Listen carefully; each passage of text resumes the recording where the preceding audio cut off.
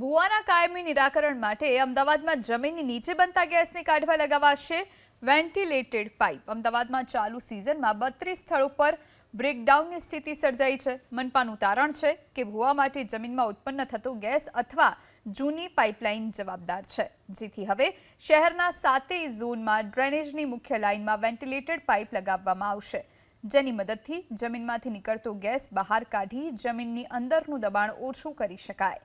આ નિર્ણય પહેલા પણ અમલમાં મુકાયો હતો, પરંતુ સફળ નહોતો થયો। હવે સુધારા સાથે ફરી એકવાર અમલવારી કરાશે। મહાનગરની અંદર ડ્રેનેજ લાઇનની અંદરથી જ્યારે જે ગેસ દુર્ગંધ થતો ઉત્પન્ન થાય છે, પરિણામે ગેસને જગ્યા ન મળવાથી વાયુ પ્રેશરને કારણે ઘણી જગ્યાએ આ ભૂવા પડવાની ઘટના જોવા મળતી હોય છે।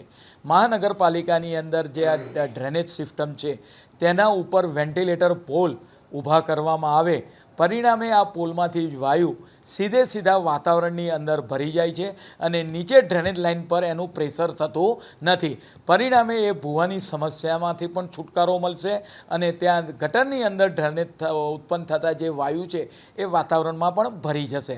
પરિણામે આવનાર સમયગાળા દરમિયાન આજે એક ઝોનની અંદર આ પ્રક્રિયાનું ટેન્ડર મંજૂર કરવામાં આવ્યું છે। આવનાર સમયગાળા દરમિયાન તમામ ઝોનોની અંદર વેન્ટિલેટર પોલ ઊભા કરવામાં આવશે।